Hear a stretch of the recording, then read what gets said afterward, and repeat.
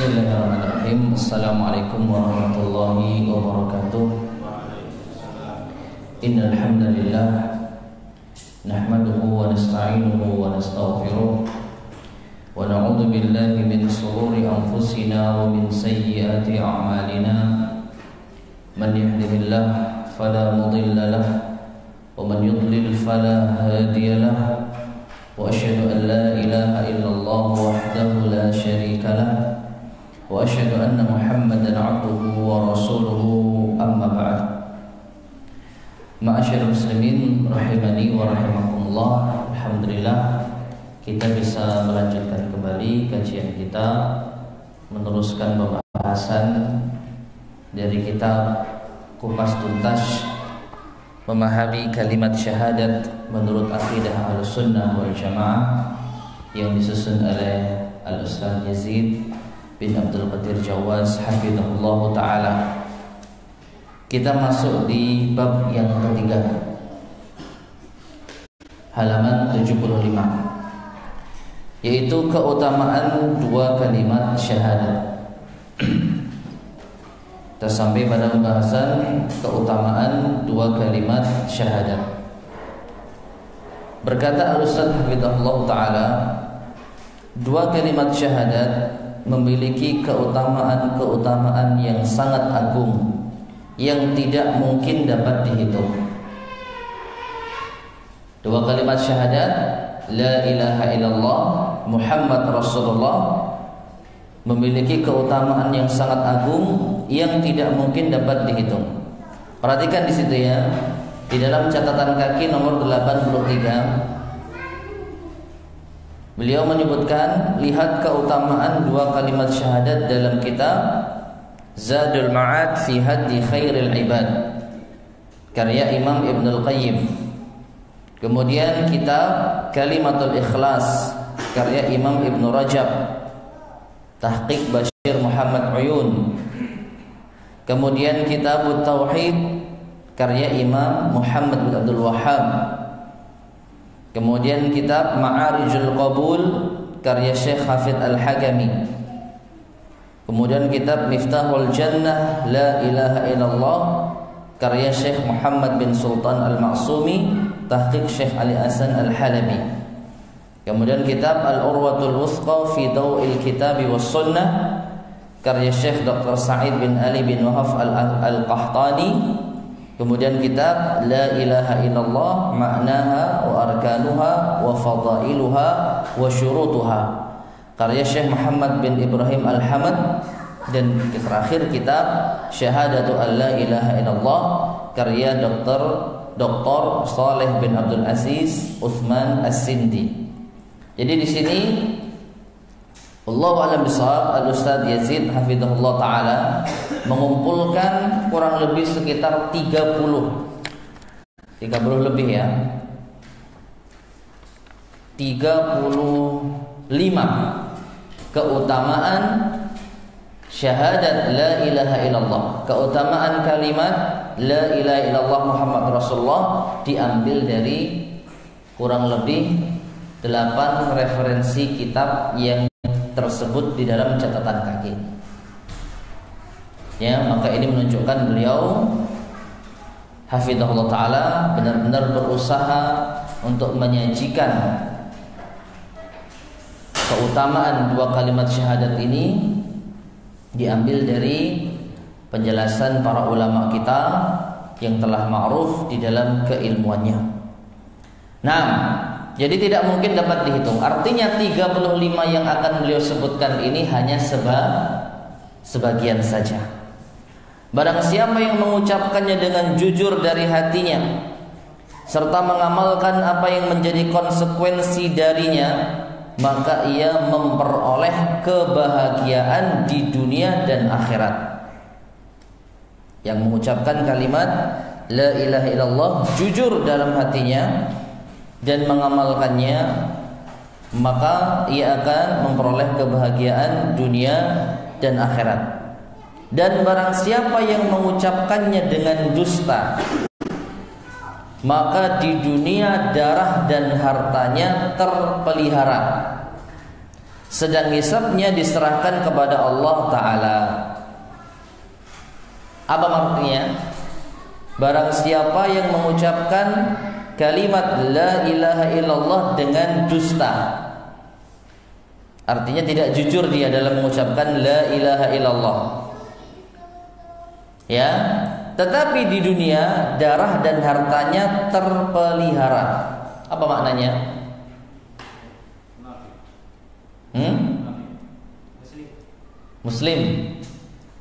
Muslim di sisi siapa? Manusia. Orang yang mengucapkan la ilaha illallah, tidak peduli kita dia jujur atau tidak, itu bukan urusan kita. Sama sekali bukan urusan kita. Karena kita tidak mampu untuk mengetahui isi hati manusia. Maka ketika dia mengucapkan la ilaha illallah, otomatis harta, darah, dan kehormatannya terjaga. Tidak boleh untuk dilanggar, tidak boleh untuk ditumpahkan. Namun hisabnya diserahkan kepada Allah Subhanahu wa ta'ala. Dan Allah lah yang Maha tahu mana yang jujur dalam keimanan dan mana yang dusta di dalam keimanannya. Jadi memang benar ada sisi kemunafikan di dalam orang tersebut ketika dia mengucapkan la ilaha illallah namun tidak jujur.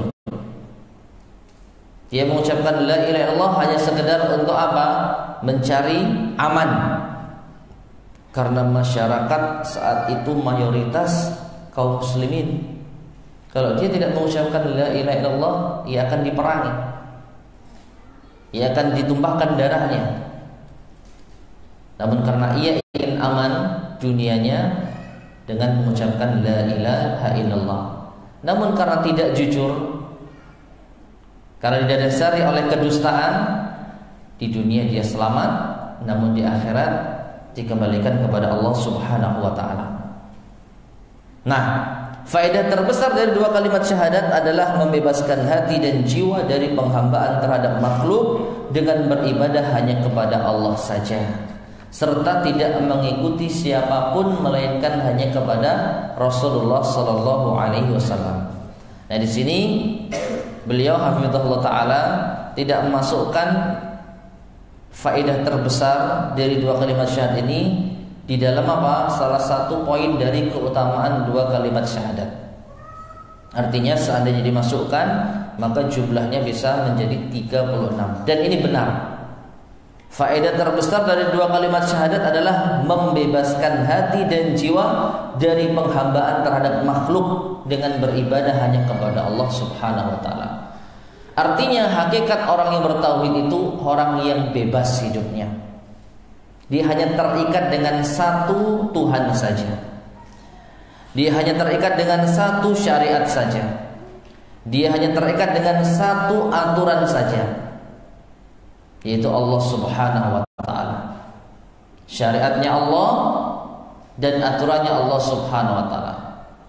Sehingga dia tidak terikat dengan aturan apapun, dengan syariat apapun selain syariatnya Allah Subhanahu wa ta'ala. Sebaliknya orang yang berbuat syirik kepada Allah Subhanahu wa ta'ala, maka pada hakikatnya dia tidaklah bebas, karena dia masih terikat dengan berbagai macam peraturan keyakinan yang tentunya bukan dari Allah Subhanahu wa ta'ala. Dan kalau bukan dari Allah Subhanahu wa ta'ala, maka bisa dipastikan peraturan dan keyakinan itu adalah keyakinan yang rapuh. Karena satu-satunya Tuhan yang berhak untuk menentukan syariat dan aturan hanyalah Allah Subhanahu wa ta'ala. Tuhan yang bisa mendatangkan manfaat dan menolak madarat hanyalah Allah Subhanahu wa ta'ala. Sehingga orang yang berbuat syirik kepada Allah, dia mengikuti aturan, mengikuti syariat yang apabila dilanggar khawatir mendatangkan madarat, apabila dikerjakan maka diharapkan mendatangkan manfaat, padahal bukan dari Allah, maka orang seperti ini pada hakikatnya terpenjara hidupnya. Contoh yang sangat mudah, apa yang masih diyakini oleh sebagian bahkan kebanyakan kaum muslimin, khususnya dalam penyelenggaraan acara-acara mereka, baik berkaitan dengan pernikahan, baik berkaitan dengan bepergian, baik berkaitan dengan menyelenggarakan hajat. Mereka senantiasa dihantui oleh keyakinan-keyakinan, terpenjara dengan keyakinan-keyakinan yang ada. Kalau tidak diselenggarakan pada tanggal sekian atau bulan sekian, maka dikhawatirkan kesialan akan menimpa mereka. Kalau tidak dilakukan di tempat ini atau di tempat itu, maka dikhawatirkan kesialan akan mendatangi mereka. Kalau tinggal di tempat yang seperti ini atau seperti itu, maka dikhawatirkan bencana akan mengintai mereka. Padahal tidak ada sedikit pun ketentuannya dari Allah Subhanahu wa ta'ala. Tidak ada aturan baku dari Allah Subhanahu wa ta'ala, barang siapa yang pergi di tanggal sekian maka dia akan celaka. Barang siapa yang menyelenggarakan pernikahan di tanggal dan bulan sekian maka dia akan merana. Tidak ada. Ya, maka orang yang masih terikat dengan keyakinan-keyakinan seperti ini, pada hakikatnya dia adalah orang yang terpenjara, nggak bebas. Mau apa-apa terbentur aturan-aturan selain aturan Allah Subhanahu wa ta'ala. Kalau mau apa-apa terbentur dengan aturan-aturan Allah, maka dia orang yang bebas. Karena dia hanya menghambakan diri kepada Tuhan yang benar-benar berhak untuk dituhankan. Inilah arti dari kebebasan hati dan jiwa. Pasrah kita kepada satu-satunya Tuhan yang mampu untuk mendatangkan manfaat atau menolak madarat. Tapi kalau bukan kepada Allah, ngapain kita budak diri kita, perbudak diri kita? Ngapain diri kita ikat dengan aturan-aturan yang bukan berasal dari Allah dan Rasulnya? Maka benarlah apa yang dikatakan di sini, faedah terbesar dari dua kalimat syahadat. Ketika kita mengucapkan la ilaha illallah Muhammad Rasulullah, jiwa kita bebas, hanya tunduk dan patuh kepada Allah Subhanahu wa ta'ala, dan tentunya juga siapa? Rasulullah sallallahu alaihi wasallam. Allah Ta'ala berfirman di dalam surat Ali Imran ayat ke-18, syahidallahu annahu la ilaha illa huwa wal malaikatu wa ulul ilmi qa'iman bil qist la ilaha illa huwal azizul hakim. Yang artinya Allah menyatakan bahwa tidak ada ilah sesembahan yang berhak diibadahi dengan benar selain Dia, selain Allah. Demikian pula para malaikat dan orang berilmu yang menegakkan keadilan, tidak ada ilah selain Dia yang maha perkasa lagi maha bijaksana.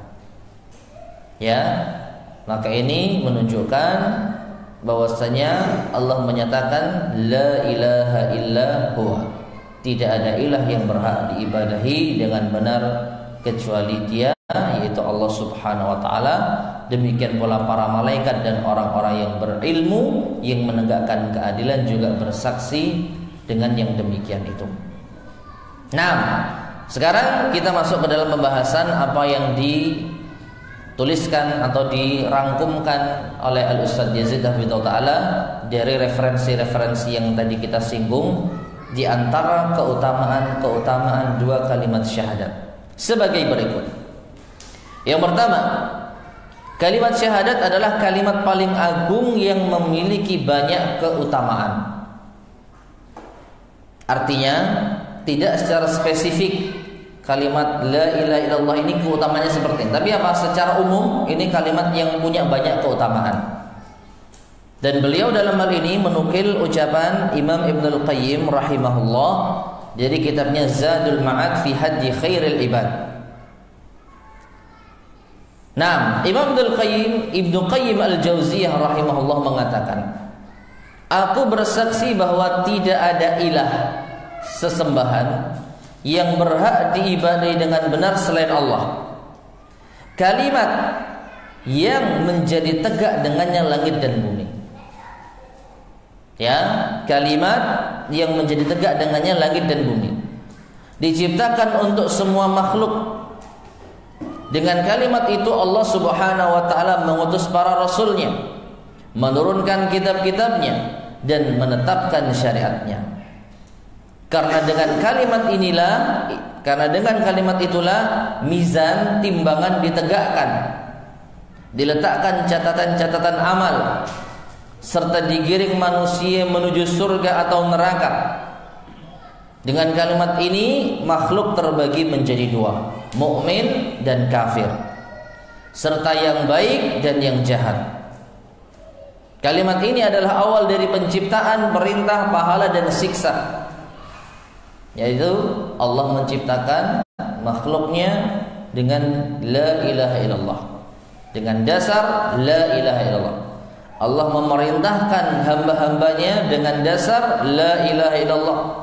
Allah memberikan pahala kepada hamba-hambanya atas la ilaha illallah, dan Allah menyiksa hamba-hambanya karena lalai dari la ilaha illallah. Jadi banyak, ya, dengan sebab la ilaha illallah ini segala macam apa saling berkaitan. Penciptaan langit bumi, penciptaan makhluk, mengutus rasul, menurunkan kitabnya, menetapkan syariatnya, timbangan. Nah, ia adalah kebenaran yang karenanya makhluk diciptakan. Wa ma khalaqtul jinna wal insa illa liya'budun. Tidaklah aku ciptakan jin dan manusia melainkan agar mereka beribadah kepadaku, kata Allah Subhanahu wa taala. Dan intisari dari ibadah adalah kalimat la ilaha illallah. Tentangnya dan tentang syarat-syaratnya diadakanlah pertanyaan dan hisab, perhitungan tentangnya, tentang kalimat la ilaha illallah, ya, dan syarat-syarat la ilaha illallah. Ditanya manusia dan dihisab manusia.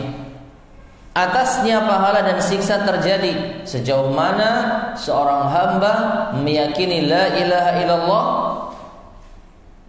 dan sejauh mana dia mengamalkan la ilaha illallah dengan mewujudkannya dengan amalan, ia akan mendapatkan pahala.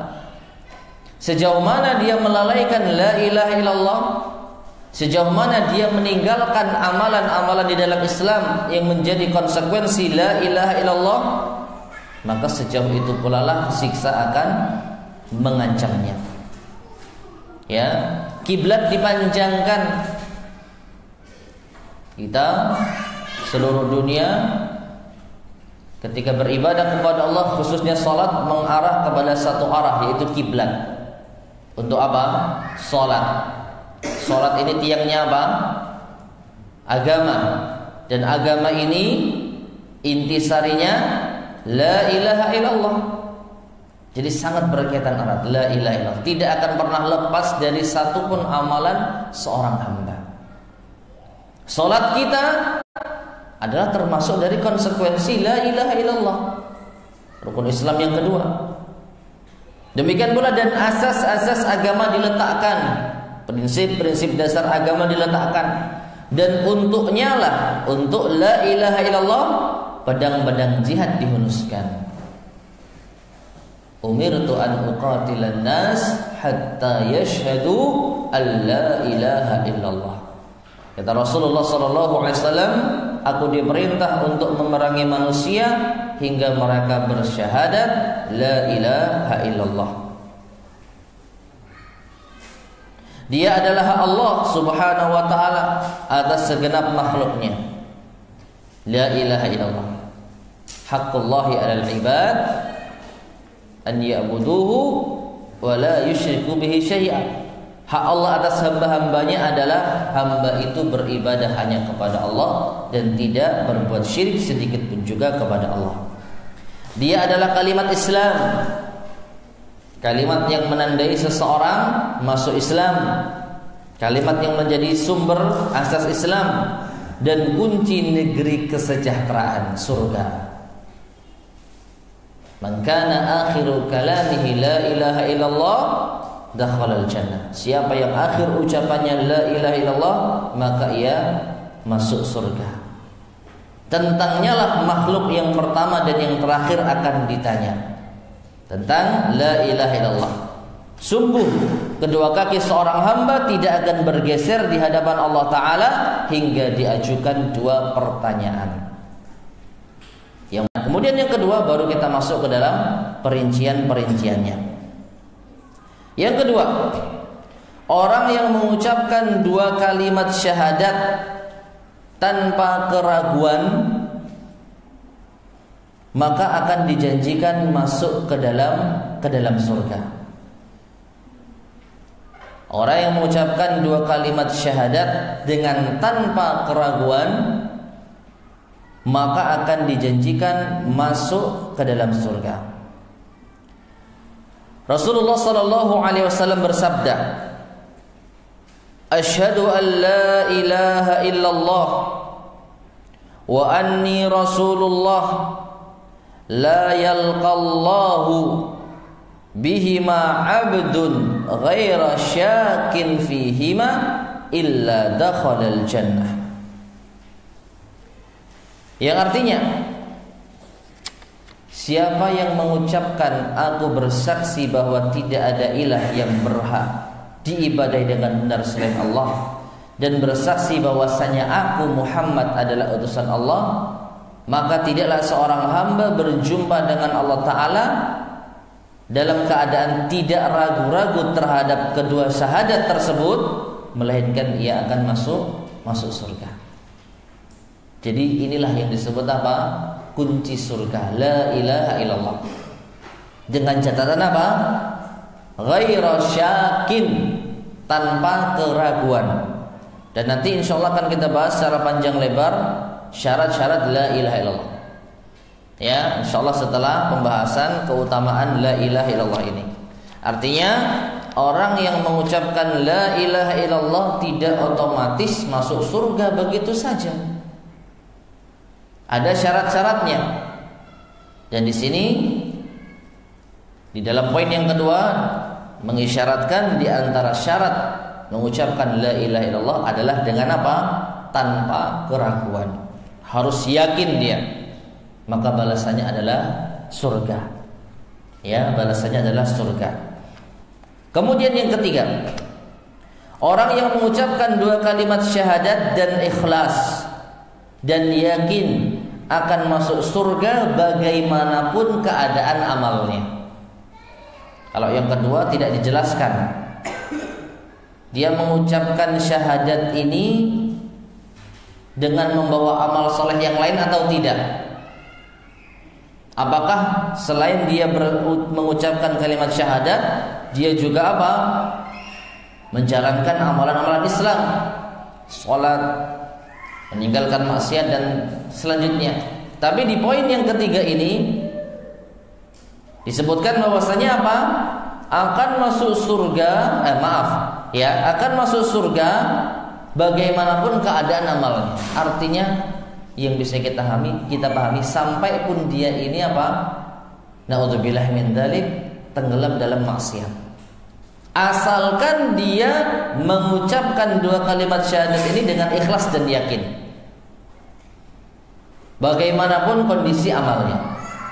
Hal ini berdasarkan hadis dari sahabat Ubadah bin Samit radhiyallahu anhu. Ia berkata, Rasulullah sallallahu alaihi wasallam bersabda, "Man syahida an la ilaha illallah wahdahu la syarikalah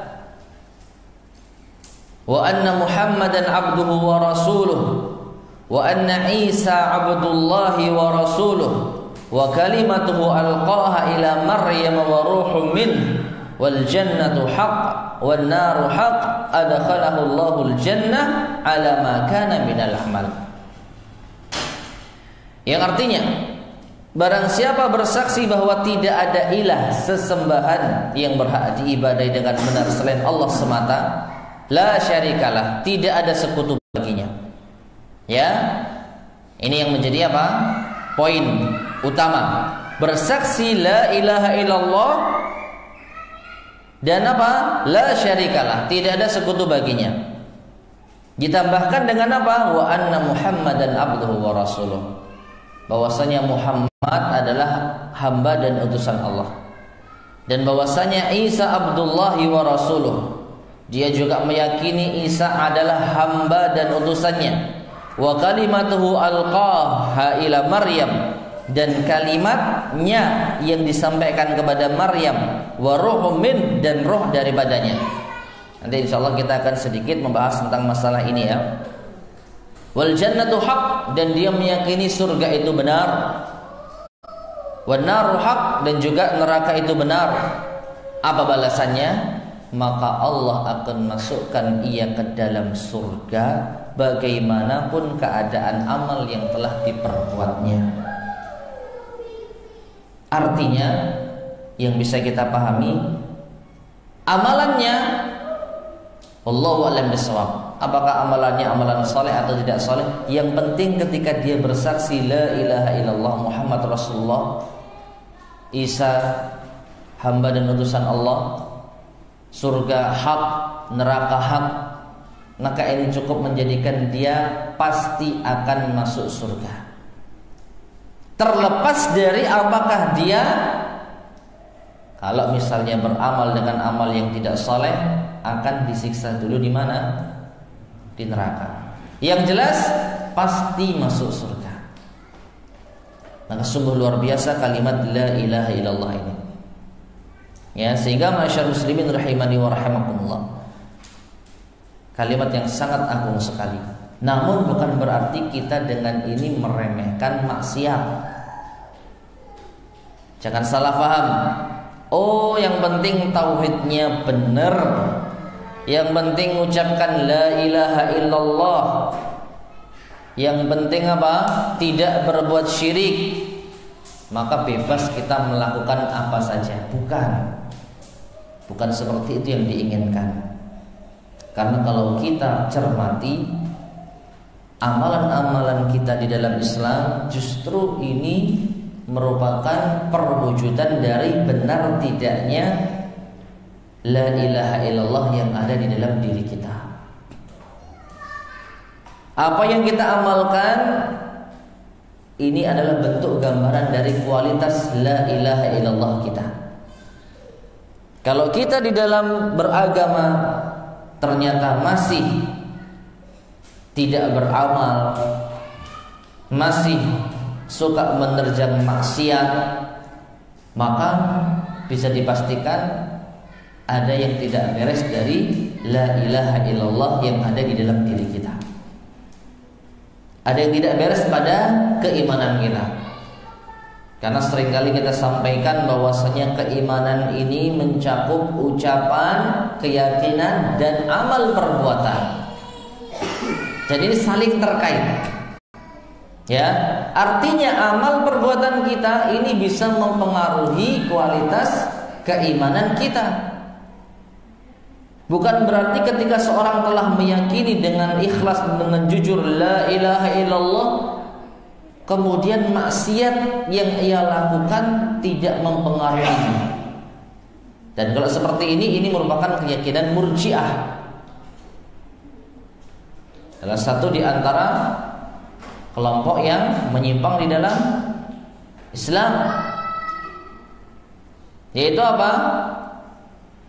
Tidak memudaratkan keimanan suatu dosa. La yazurru mal imani dzambun. Di antara keyakinan Murji'ah itu apa? Dosa ini tidak bisa mempengaruhi keimanan seseorang. Pokoknya dia beriman, pokoknya dia mengucapkan la ilaha illallah, maka dosa ini enggak ada efeknya. Nah ini dia pasti apa? Selamat. Nah, Ahlussunnah wal Jamaah tidak demikian. Dosa yang dilakukan seorang hamba maka sedikit atau banyak pasti membekas, mempengaruhi la ilaha illallahnya. Bisa menipiskan keimanan, bisa bahkan menghilangkan keimanan sejauh mana dia melakukan dosa tersebut. Contoh, orang yang melakukan dosa dan menghalalkan dosa tersebut. Perhatikan, jatuh pada dosa dan menghalalkan dosa tersebut padahal dia tahu dosa itu diharamkan oleh Allah Subhanahu wa taala. Maka orang semacam ini maka apa? Telah batal la ilaha illallahnya. Kalimat yang ia ucapkan ini apa? Ternyata apa? Telah batal. Dan nanti akan diterangkan pula insyaallah pembatal-pembatal keislaman. Maka kita perlu belajar masalah la ilaha illallah ini. Tapi memang secara singkat orang yang mengucapkan la ilaha illallah Muhammad Rasulullah, meyakini surga itu benar, neraka itu benar, Nabi Isa itu adalah Rasul, hamba dan utusan Allah, maka insyaallah ya ia akan masuk surga. Insyaallah dia akan masuk surga. Karena orang yang meyakini hal tersebut pasti dia akan berusaha untuk beramal soleh. Karena dia yakin dengan la ilaha illallahnya. Kalau dia yakin maka dia akan berusaha untuk mempertahankannya dengan amal. Artinya orang yang benar-benar meyakini la ilaha illallah bisa dikatakan hampir pasti dia orang yang apa? Berusaha untuk beramal. Adapun orang yang tidak beramal, menggampangkan dosa, naudzubillah min dzalik, maka sekali lagi la ilaha illallahnya apa? Dipertanyakan. Nah, sebagaimana tadi yang saya sampaikan, kita akan sedikit membahas tentang wa anna Isa abdullahi wa rasuluh wa kalimatuhu alqaha ila Maryam wa ruhum min. Siapa yang meyakini Isa adalah hamba dan utusan Allah, sama seperti apa? Muhammad abduhu wa rasuluh. Tapi untuk Nabi Isa ada tambahannya. Apakah itu? Wa kalimatuhu alqaha ila Maryam wa ruhum min. Dan meyakini bahwasanya Nabi Isa itu adalah kalimatnya. Nya itu kembali kepada siapa? Allah. Kalimat Allah yang disampaikan kepada Maryam dan roh daripadanya. Nya kembali kepada Allah. Nah, apa yang dimaksud bahwasanya Nabi Isa itu adalah kalimat Allah yang disampaikan kepada Maryam dan roh daripadanya. Di sini kita akan saya akan bacakan sedikit penjelasan yang singkat dari hadis yang mulia ini, diambil dari kitab Al-Jami' Al-Farid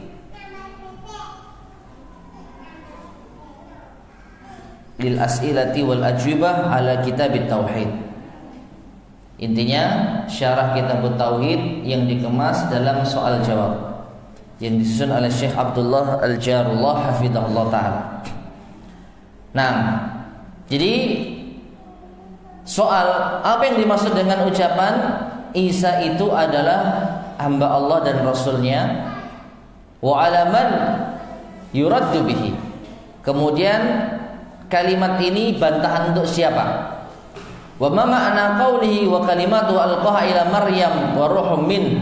Dan juga apa makna sabda Rasulullah, Nabi Isa itu adalah kalimat Allah yang Allah berikan, sampaikan kepada Maryam dan ruh darinya, dari Allah.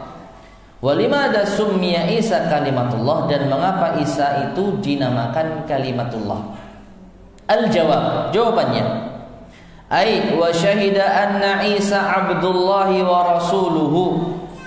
Maksud dari Isa itu adalah hamba dan Rasulnya adalah barang siapa yang bersaksi bahwasanya Isa itu adalah hamba Allah dan utusan Allah.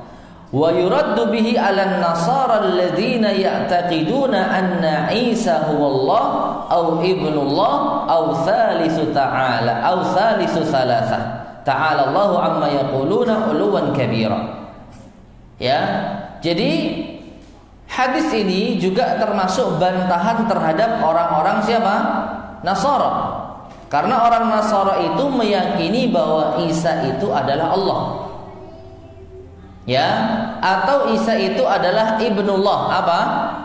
Anaknya Allah. Atau Isa itu adalah thalitsu salatah, apa? Yang ketiga dari 3 unsur.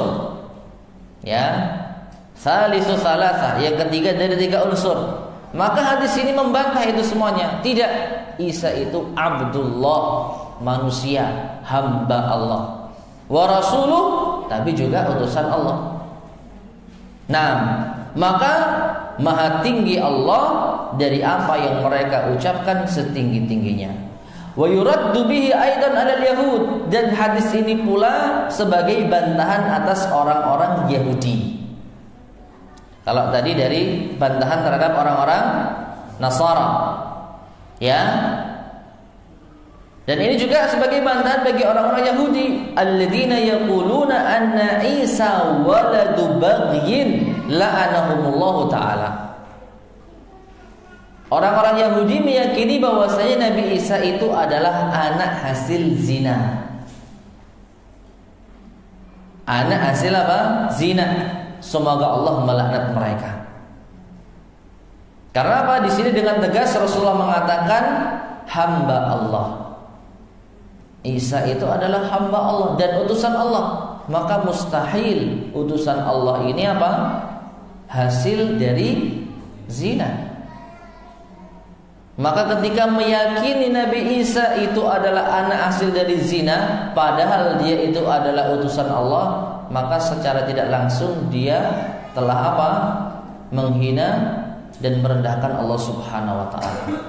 Seakan-akan mereka mencela Allah. Kok sampai Allah mengutus Rasul hasil dari anak zina? Nah, fala yasihhu islamu 'abdin 'alima ma kanu yaqulun hatta yatabarra'a min qawli at-ta'ifataini jami'an fi Isa alaihissalam. Maka tidak sah Islam seseorang yang telah mengetahui apa yang mereka ucapkan. Yahudi mengucapkan Nabi Isa itu anak zina. Nasara mengucapkan Nabi Isa itu Tuhan atau anak Tuhan atau unsur ketiga dari 3 unsur. Maka tidak sah Islam seorang yang telah mengetahui ucapan batil ini hingga ia berlepas diri dari ucapan kedua agama tersebut seluruhnya terhadap Nabi Isa alaihissalam. Maka Islam dengan tegas mengatakan Isa Abdullahi wa Rasuluhu, persis seperti Nabi Yuna Muhammad sallallahu alaihi wasallam. Nah, kemudian apa makna dari atau apa sebagai jawaban dari mengapa Isa dinamakan kalimatullah? Summiya Isa kalimatullah liwujudihi biqaulihi ta'ala kun fakana. Nabi Isa dinamakan pula sebagai kalimatullah karena apa? Wujudnya beliau itu, terciptanya beliau itu dengan firman Allah kun fakana, maka jadilah. Karena kita semua tahu Nabi Isa alaihissalam lahir tanpa ayah, dan ibunda beliau Maryam adalah wanita yang salihah, menjaga dirinya. Ya. Lalu Nabi Isa terwujud bukan karena apa? Hubungan suami istri antara suami dan istrinya, tetapi karena apa? Allah Subhanahu wa taala yang berkehendak dengan mengatakan jadilah, maka Nabi Isa apa? Jadi. Makanya dinamakan apa? Kalimatullah. Makanya para ulama ada yang mengatakan secara singkat, kana Isa bikun walakin laisa huwa kun walakin bikun kana. Nabi Isa terwujud dengan kata kun, namun beliau itu sendiri bukanlah kun. Karena ada yang mengatakan Nabi Isa itu adalah kun, Ya, kun itu apa artinya? Jadilah. Dan juga ada yang menanyakan Nabi Isa ini adalah kalimat Allah. Ya. Kun tersebut itu adalah firman Allah. Nah, ini Nabi Isa. Maka ini tidak. Ya, akan tetapi dengan kata kun itulah Nabi Isa ada. Artinya kalau orang meyakini Nabi Isa itu kun, berarti Nabi Isa itu menyatu dengan Allah. Karena firman Allah adalah sifat Allah. Ya, ucapan Allah, Al-Quran seluruhnya ini adalah sifat Allah, bukan makhluk. Dan ini menjadi akidah Ahlussunnah wal Jamaah. Firman Allah itu adalah sifat Allah. Allah lah yang berfirman, dan itulah merupakan sifat Allah Subhanahu wa taala, bukan makhluk. Nah, Nabi Isa tercipta itu dengan firman Allah kun.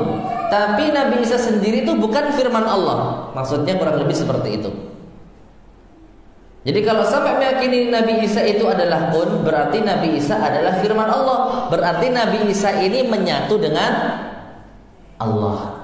Dan ini adalah ucapan yang batil. Makanya meskipun bahasanya mungkin agak sulit ya, Kana Isa bikun. Nabi Isa itu terwujud dengan firman Allah kun. Walakin walaysa huwa kun. Tetapi Nabi Isa sendiri bukan kun. Artinya beda firman Allah Nabi Isa. Walakin bikun, tetapi karena firman Allah kun itulah kana Nabi Isa ini terwujud. Nah, jadi makna kalimatullah adalah seperti itu.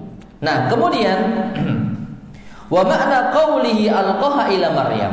Adapun makna sabda Rasulullah sallallahu alaihi wasallam yang disampaikan kepada Maryam.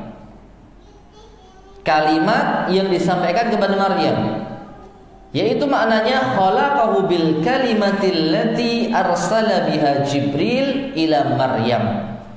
Nabi Isa itu tercipta atau diciptakan Allah Subhanahu wa taala dengan kalimat yang diutus dengannya Jibril kepada Maryam. Fanafakha fiha min ruhihi bi amri rabbih. Maka malaikat Jibril pun meniupkan dengannya dari ruh yang diciptakan oleh Allah. Nah, ini juga salah. Ada yang berpendapat Nabi Isa ini bagian dari ruh Allah. Makanya disebut ruh apa? Ruh Kudus. Kudus itu artinya apa? Suci, yang maha suci. Siapa yang dimaksud? Allah. Orang-orang Nasara meyakini Roh Kudus ini rohnya Allah. Al-Kudus itu Allah. Allah bukan. Apa dalilnya?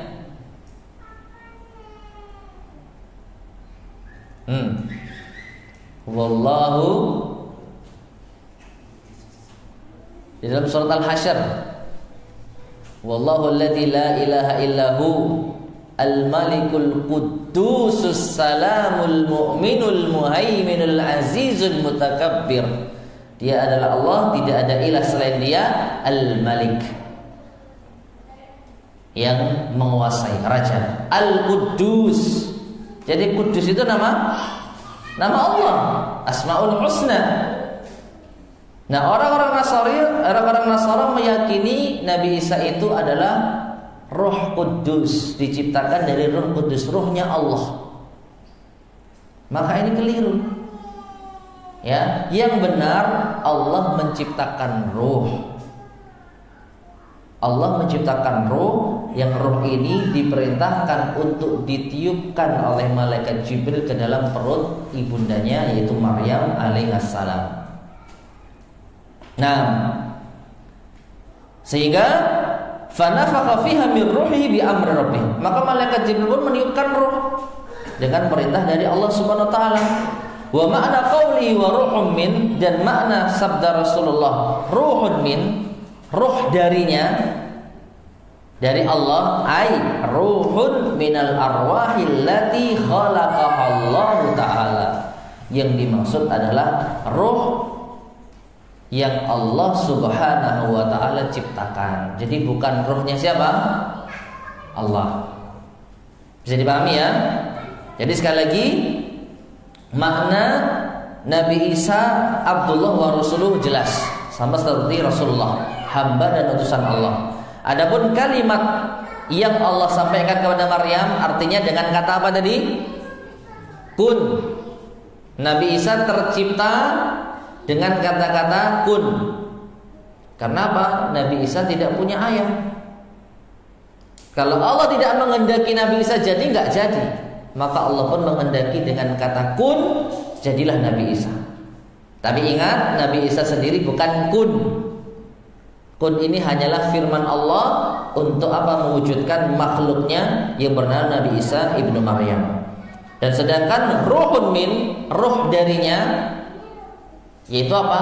Ruh yang Allah ciptakan, bukan ruhnya Allah. Nah inilah yang diyakini oleh Ahlus Sunnah wal Jamaah, kaum muslimin, bahwasanya Nabi Isa bin Maryam itu sama seperti kita, hamba, namun beliau adalah Rasul. Sama seperti kita hamba, sebagai bantahan bagi orang-orang Nasara yang menjadikan beliau Tuhan. Beliau adalah Rasul sebagai bantahan bagi orang-orang Yahudi yang mengira bahwasanya Nabi Isa itulah anak hasil zina. Kemudian kalimat yang Allah sampaikan yaitu dengan kata kun tadi, Nabi Isa jadi. Dan roh darinya dari Allah yang dimaksud adalah roh yang Allah ciptakan, bukan rohnya Allah itu dibagikan kepada Nabi Isa alaihissalam. Nah, jadi yang ketiga sebenarnya fokus kita adalah yang mengucapkan dua kalimat syahadat akan masuk surga ala ma kana minal amal, apapun amalan yang diperbuatnya. Yang keempat, atau sebelumnya, dan sesungguhnya yang atas halaman 79, dan sesungguhnya persaksian itu tidak dibenarkan kecuali jika didasari dengan ilmu, keyakinan, keikhlasan dan kejujuran serta melaksanakan konsekuensi kalimat la ilaha illallah. Dan ini nanti insya Allah akan dibahas pada syarat-syarat dan rukun-rukun la ilaha illallah. Yang keempat, di antara keutamaan kalimat syahadat, orang yang mengucapkan dua kalimat syahadat dengan jujur dari hatinya diharamkan masuk neraka. Rasulullah SAW bersabda, "Ma min ahadin yashhadu an la ilaha illallah wa anna Muhammadan Rasulullah sidqan min qalbihi illa harramahu Allahu 'alan nar." Yang artinya, tidaklah seorang pun yang bersaksi bahwa tidak ada ilah yang berhak diibadahi dengan benar selain Allah dan bahwasanya Muhammad adalah Rasulullah sidqan min qalbihi, jujur di dalam hatinya. Ya, apa yang ia dapatkan melainkan Allah akan mengharamkannya masuk ke dalam neraka. Ini lebih istimewa lagi dari sebelumnya. Kalau sebelumnya pasti masuk surga, namun belum apa? Ada kepastian masuk neraka atau tidak. Yang penting masuk surga, terlepas dari apakah sempat mampir ke neraka atau langsung ke surga. Tapi yang poin keempat ini dengan jelas disebutkan Allah mengharamkannya masuk ke dalam neraka. Namun syaratnya sungguh luar biasa, sidqan min qalbihi, jujur di dalam hatinya. Nah, ini yang sulit. Karena apa? Karena terkadang seseorang mengucapkan la ilaha illallah, ya, tetapi hatinya lalai. Hatinya tidak yakin 100%. Dia mengucapkan syahadat la ilaha illallah, tetapi masih belum yakin kalau Allah itu Ar-Razzaq, yang maha memberi rizki. Ya, dia masih bergantung kepada misalnya harta-harta yang haram. Nah ini, dia mengucapkan la ilaha illallah tetapi apa? Dia masih suka memakan harta yang haram. Karena dia khawatir kalau nggak saya ambil nanti saya makan apa. Maka secara tidak langsung dia belum yakin kalau Allah itu maha memberi apa? Rizki. Ya, sehingga perlu baginya untuk mencari rizki dengan cara yang tidak apa? Yang tidak dibenarkan oleh Allah Subhanahu wa ta'ala. Mengucapkan la ilaha illallah tetapi dia masih takut kalau sampai nikah di bulan Suro bakal gagal pernikahannya. Sekarang ini bulan Suro, bulan Muharram.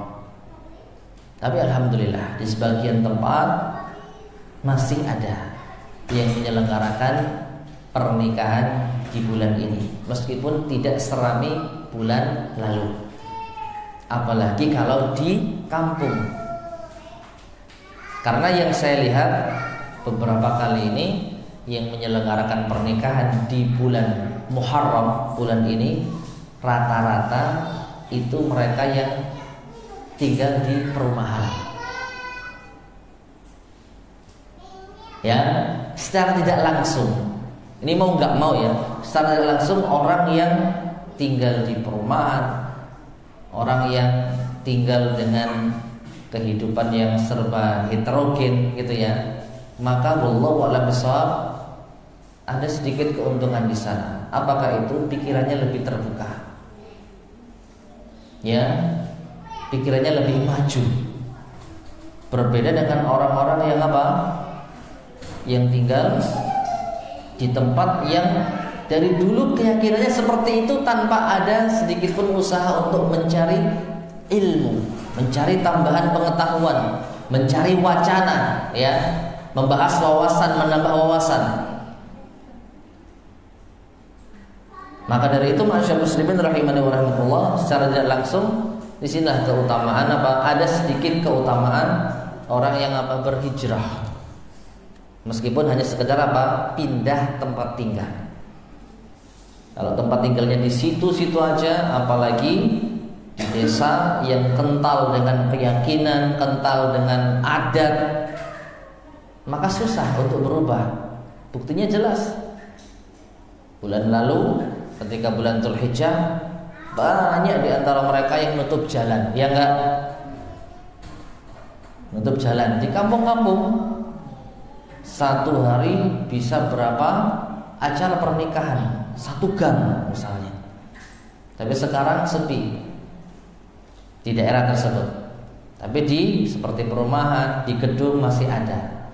Nah ini membuktikan apa? Ada sedikit kemajuan, khususnya bagi mereka yang tinggal tidak di daerah itu saja. Nah, jadi jujur di dalam hatinya, nggak asal mengucapkan la ilaha illallah, tapi hatinya khawatir kalau sampai nikahan di bulan Suro, di bulan Muharram akan mendapatkan bencana. Nah ini dan banyak lagi. Jadi jujur di dalam hati ini yang susah, dan ini perlu dilatih, dan ini perlu dipupuk. Dengan majelis ilmu lah kita memupuknya. Mumpung kita saat ini apa? Siap menerima ilmu, siap menerima nasihat, siap menerima masukan.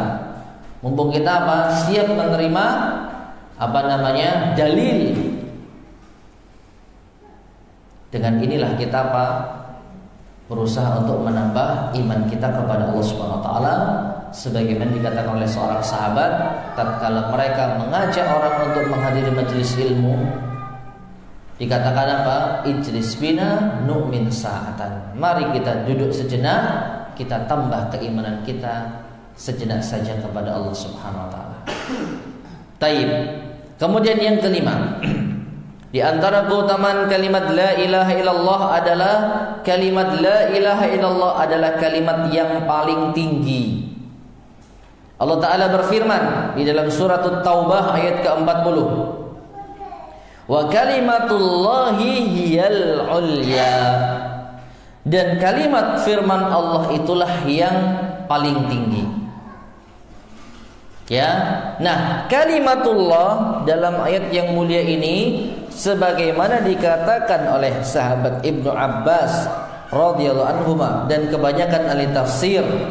Sahabat Ibnu Abbas radhiyallahu anhu berkata, "Wa kalimatullah hiya la ilaha illallah."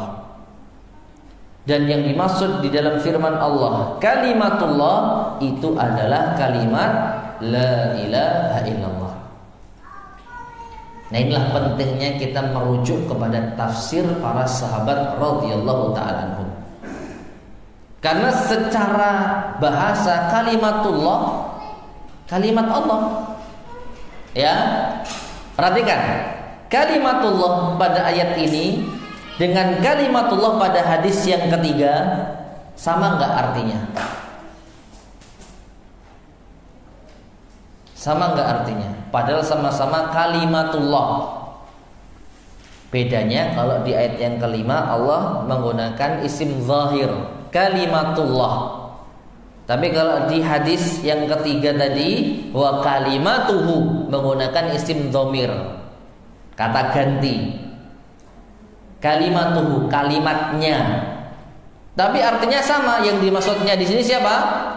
Allah. Intinya sama-sama kalimatullah, kalimat Allah. Tapi maknanya sama enggak? Kalimat Allah yang di hadis Ubadah bin Samit dan kalimat Allah yang di surat At-Taubah ayat 40. Beda. Yang di hadis tadi yang dimaksud kalimat Allah apa? Barusan dulu kita belum sampai. Kun. Ucapan firman Allah kun. Itu yang dimaksud kalimatullah pada hadis Ubadah bin Samit, keutamaan yang ketiga. Sedangkan kalimatullah yang di nomor 5 surat At-Taubah ayat 40 yang dimaksud apa? La ilaha illallah. Nah ini sama lafadznya, tapi kalau kita tidak mengetahui penjelasannya dari para ulama kita, dari para sahabat, dari para salaf, dari para ulama Ahlussunnah wal Jamaah, mau kita terjemahkan dengan apa? Oh, sama-sama kalimat Allah, kata Allah, firman Allah. Maka itu kita perlu mengambil ilmu dari generasi terbaik umat ini, yaitu para sahabat radhiyallahu anhum.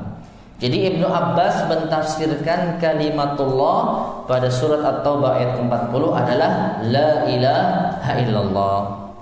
Yang keenam, kalimat la ilaha illallah adalah kalimat thayyibah, kalimat yang baik.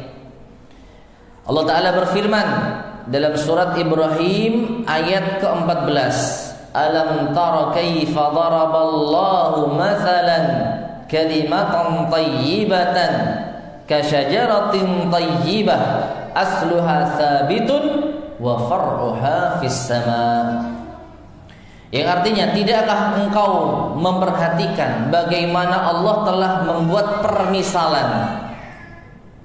Ya, permisalan apa? Kalimatan thayyibatan, kalimat thayyibah, kalimat yang baik. Tercetak tebal di situ kalimat yang baik. Seperti apa? Syajaratin thayyibah, pohon yang baik. Gimana sifatnya pohon yang baik itu? Asluha sabitun, akarnya kokoh ke bawah, wa far'uha bis sama, dan tumbuhnya apa itu pohon itu apa? Menjulang tinggi ke atas langit. Dia enggak layu, dia tegak kokoh. Nah, seperti itulah kalimat yang baik, seperti pohon yang baik. Nah, kemudian sebagaimana dikatakan oleh sahabat Ibnu Abbas dan kebanyakan ahli tafsir, jadi kalimat thayyibah ditafsirkan oleh Ibnu Abbas sebagai la ilaha illallah.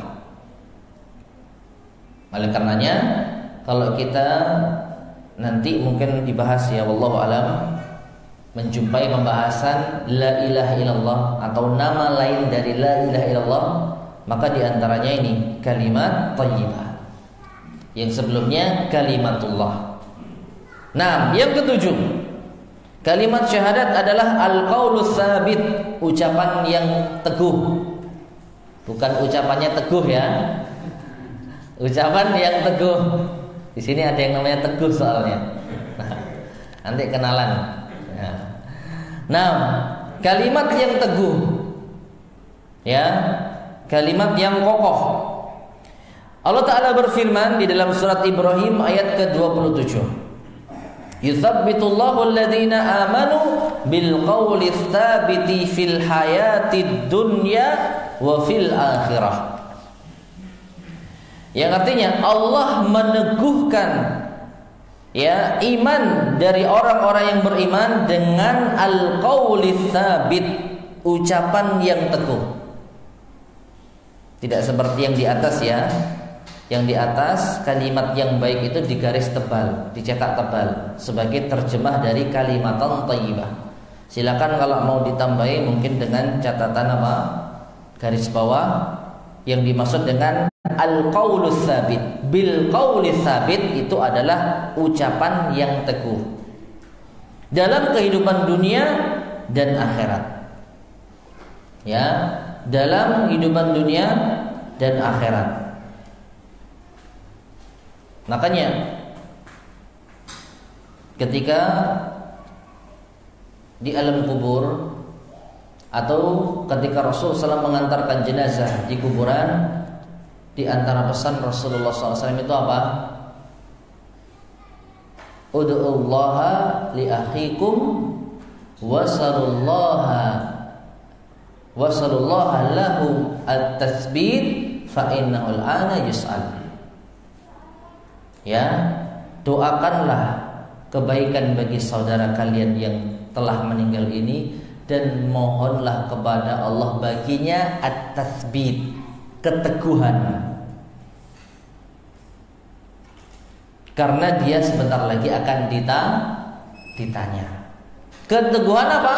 Keteguhan dalam menjawab la ilaha illallah. Ucapan yang teguh, ucapan yang kokoh. Keteguhan ketika ditanya man rabbuk, dia bisa menjawab Rabbi Allah, Tuhanku adalah Allah. Dan keteguhan ini bisa dicapai dengan kita ketika di dunia benar-benar menjadikan kalimat la ilaha illallah sebagai kalimat yang teguh menghunjam di dalam hati kita. Jadi ya, di antara keutamaan la ilaha illallah adalah dia merupakan ucapan yang teguh, ucapan yang kokoh yang menghunjam di dalam hati-hati kita. Taib ma'asyar muslimin rahimani wa rahimakumullah. Mungkin ini dulu yang bisa kita bahas pada pertemuan kita di malam hari ini. Kita sampai pada poin yang ke-7, keutamaan dari kalimat la ilaha illallah. Ya, insyaallah kita akan lanjutkan pada pertemuan berikutnya biidznillah subhanahu wa ta'ala. Sampai sini ada yang disampaikan? Fadhil silakan.